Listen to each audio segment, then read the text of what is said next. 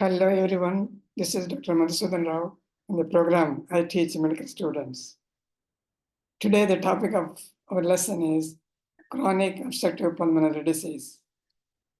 What should I talk about it? I talk about that we are causing injury to our tiny alveoli all the time we breathe in toxic substances. I talk about the well-designed airways that are subjected to trauma because of the exposure to noxious substances and chronic smoking.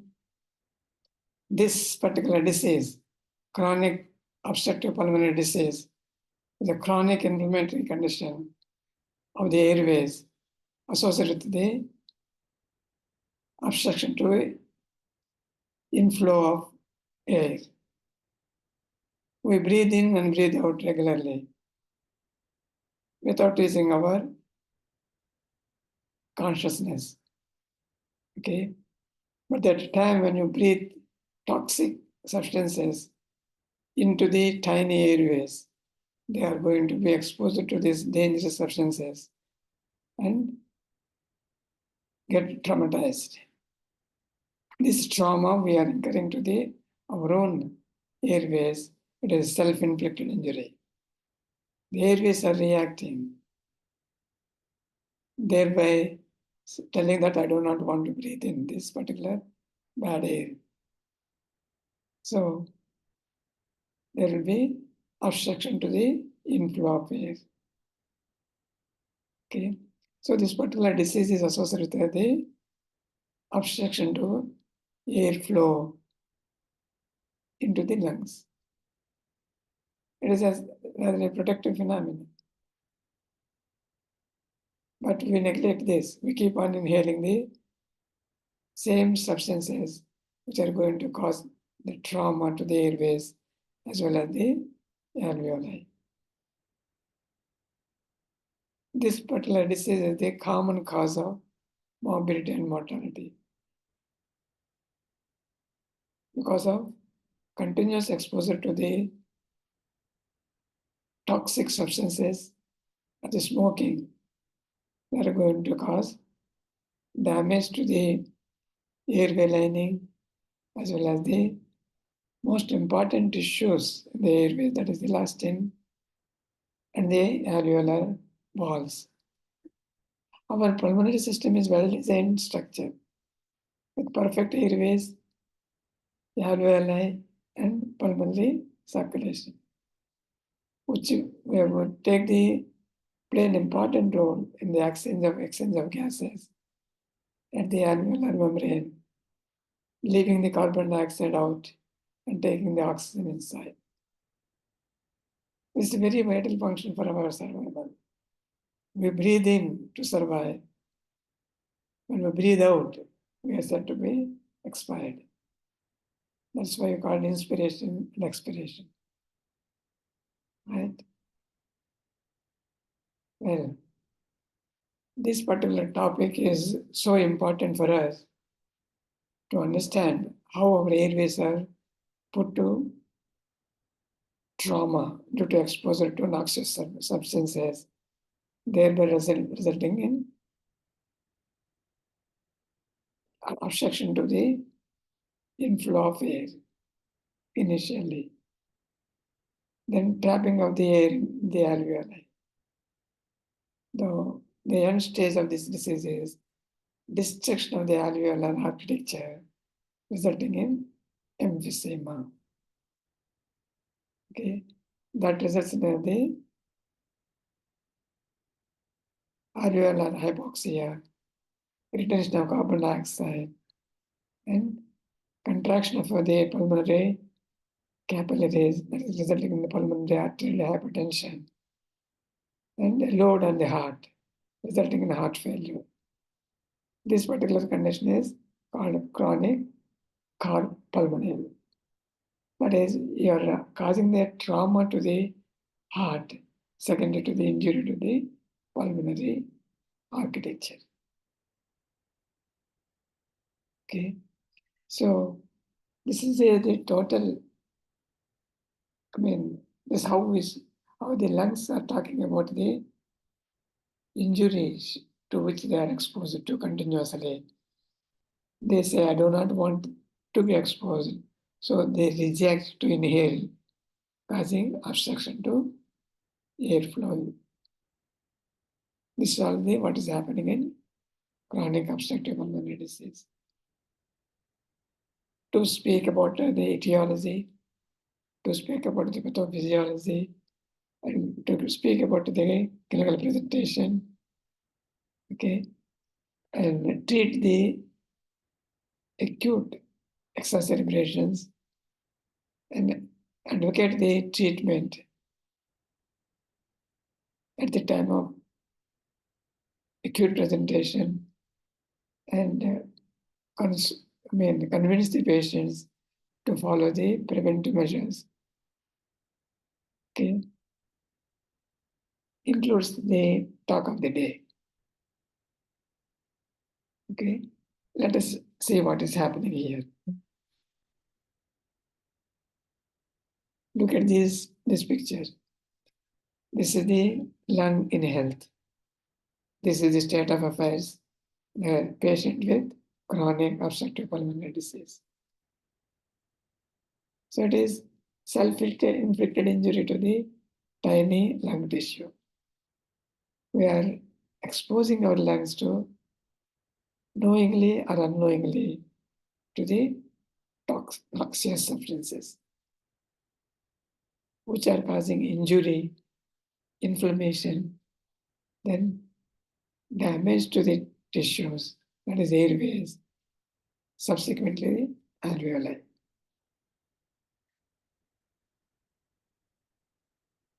This is what is happening. We are aware of food that is spoiled. Okay. We do not drink the water when we see the particulate matter there. We do not consume the food which is smelling bad, but we breathe any type of air, totally ignoring the noxious or toxic substances present in the air. This is the cause for continuous damage to the airways, inflammation, obstruction, subsequently permanent damage. This is what is happening in chronic obstructive pulmonary disease. It is disease characterized by lung airflow limitation. Why should the lungs limit the airflow? Because they are reacting. So that is why airflow is limited. Okay. They are reacting. They do not want to take the air in because it is containing the toxic substances. Unaware of this, we are continuously causing trauma to the airways. So this is ultimately became the common cause of morbidity and mortality. Our breathing in is limited. Air that goes inside is trapped. Okay. There is no proper exchange of the gases. Carbon dioxide that is retained inside the alveoli because it is trapped inside.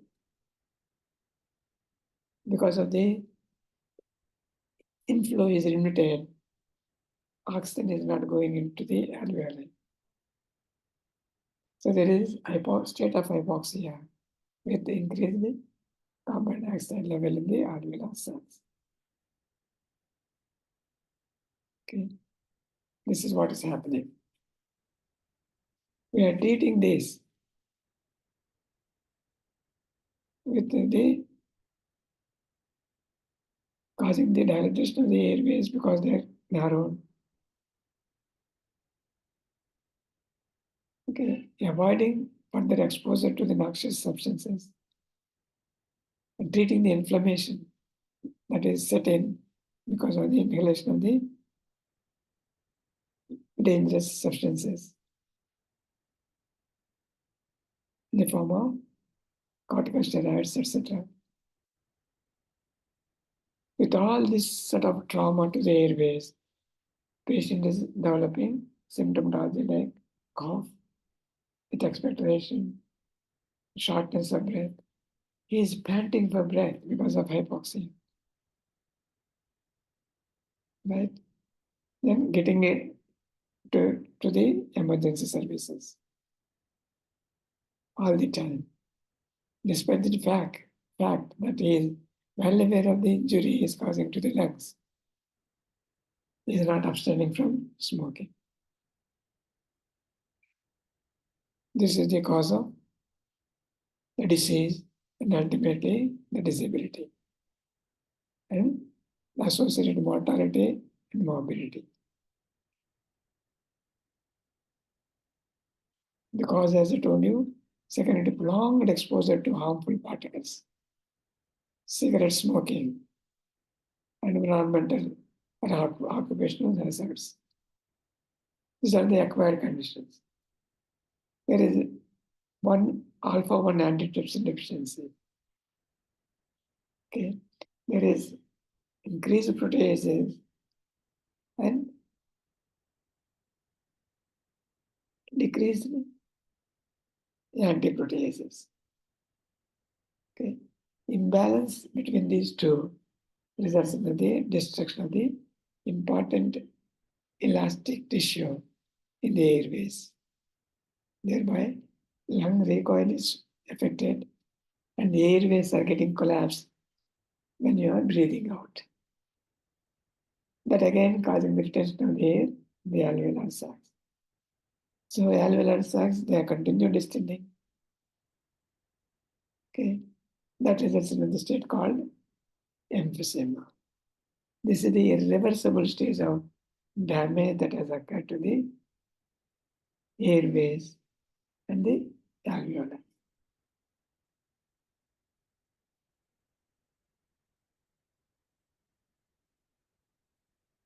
This disease is more common around the age of 40 or elderly, older than 40 years. Prevalence, she said, increases with increasing age, but the reports are not that correct. The prevalence is totally underestimated because the diagnosis is underdiagnosed. This particular condition is all the time underdiagnosed. So the prevalence is much more than what is reported in the literature. As I told you, pathophysiology. Our lungs, despite the fact to inhale any particle that comes in, there are protective mechanisms. There are scavenger cells, there are macrophages. Okay, they try to clear this particular matter that is be inhaled. So, in course of time, they are going to cause the inflammation because the macrophages that are lysed, they release the proteases, which in turn cause the inflammation. Inflammation is associated with the recruitment of more number of neutrophils and the macrophages, which in turn cause the destruction of the airway walls because of the release of proteases. So the important elastin is destroyed.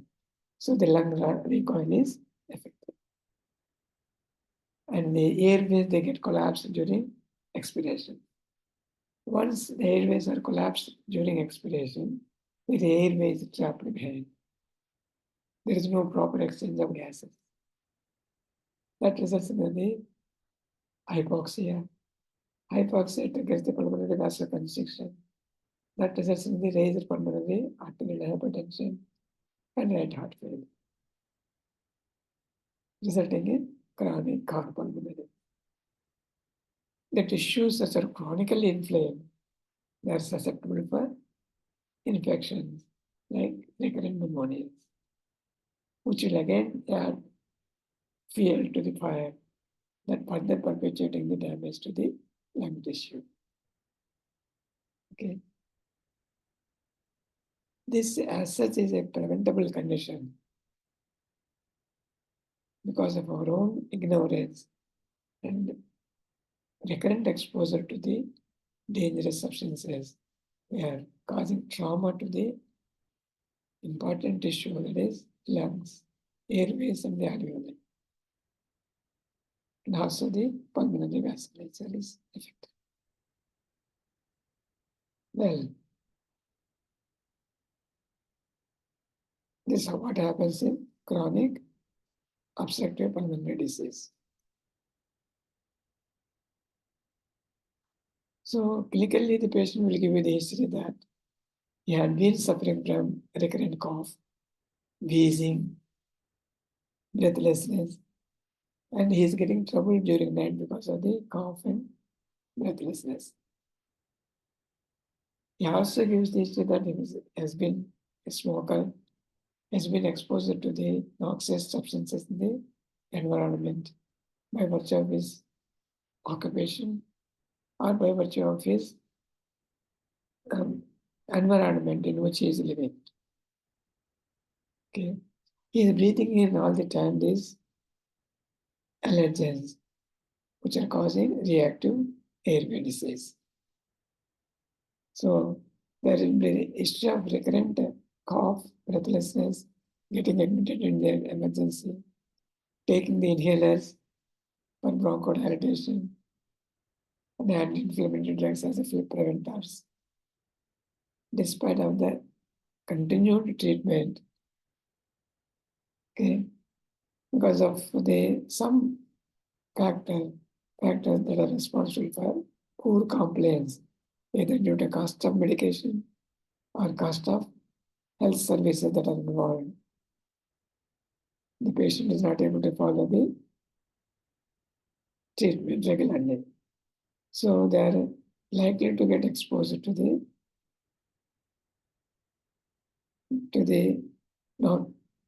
triggers that perpetuates the inflammation of the underlying disease. Okay. In the event there are features of hepatic failure, then you have to think about a genetic disorder, alpha-1 antitrypsin deficiency. Okay, that's how it is. When you examine the patient, he will be breathless, thinned out because of wasting. Then you can find the clubbing of the fingers. You can see the edema of the feet as a part of the right heart failure signs. Okay. And you can appreciate the presence of wheezes and basal cups. And you can see he is using the accessory muscles of breathing as a part of the distress. Okay, but what happens in this particular preventable pulmonary disease? Okay, then we have got to put the patient for total evaluation in order to provide the effective treatment to get relieved of his respiratory distress at the point of emergency. Okay. So what are the things? You examine the patient in detail and do the spirometry, right? And estimate the forced expiratory volume 1 second and forced vital capacity. Okay, forced expiratory volume 1 second is remarkably affected. Okay, when you attempt to breathe out forcibly, the underlying airways are getting collapsed. So you cannot breathe out fully. The volume that is, exhaled in 1 second, the more the force you apply, lesser the volume that is exhaled because of the collapse of the airways. So, forced expiratory volume in 1 second definitely going to fall dramatically in its value. When you take the ratio, that is, ratio between the forced expiratory volume 1 second and the forced vital capacity, it will be remarkably less than 0.7, which is diagnostic of COPD. Right? Then go about with the arterial blood gases. So it will reflect the presence of respiratory acidosis. And take the imaging of the lungs to know the extent of the degree of emphysema. And other laboratory workup to exclude the presence of infections.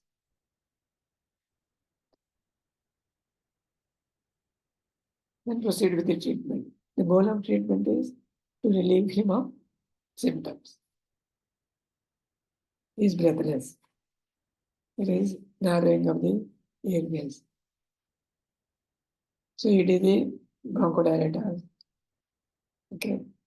That is the short-acting beta-2 agonists. Give the anti-inflammatory drugs like steroids, short course. Put him in oxygen. Treat his hydration. After the symptoms are relieved, give him counseling and put him under the long-acting beta-2 agonist. Okay, but to advise long-term steroids is always dangerous because you know the side effects of chronic steroid therapy. Well, advocate the preventive measures.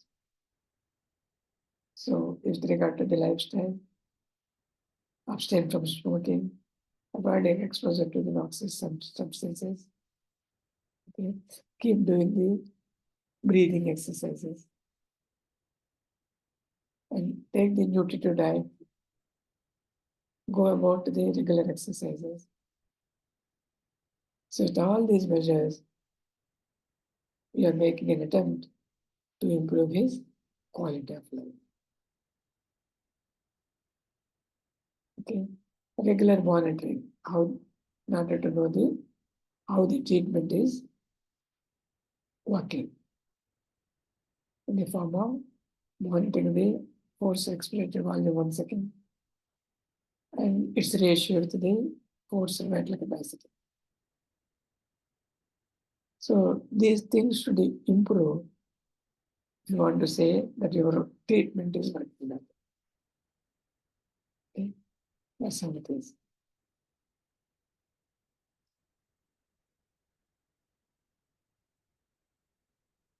So the goal is to avoid the complications, avoid acute exacerbations, to prevent war. This is again acute and chronic respiratory failure. The carpulmonary is another complication. Weight loss, because chronic breathlessness is associated with continuous caloric expenditure, recurrent bacterial infection, and steroid tox. These are certain of the complications of COPD. Prognosis, you want to know the prognosis. It is definitely variable. Depends upon so many factors. Adherence to treatment, avoiding the risk factors. Okay. In presence of, at the time of diagnosis, if there is a presence of pulmonary hypertension with carpulmonary, this prognosis is going to be very poor. There is body index scale, which speaks about the body mass index, obstruction to the airflow, that is dyspnea and exercise limitation. It is a 10-point score that is taken into consideration to assess the gravity of situation. Okay. You see the X-ray chest. air is trapped. There is increased trapping of the air, increased translucency, showing the emphysema chest. With increased angular posture habitat and increased intercostal spaces and the depression of the diaphragm downwards. Yeah.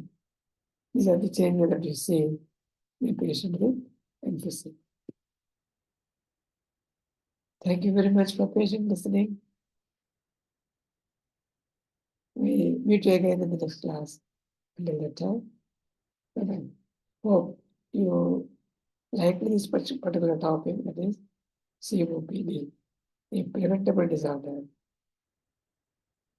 due to chronic smoking and exposure to noxious substances. So avoid exposure to the dangerous particles, okay, in order to avoid persistent damage to the lung tissue.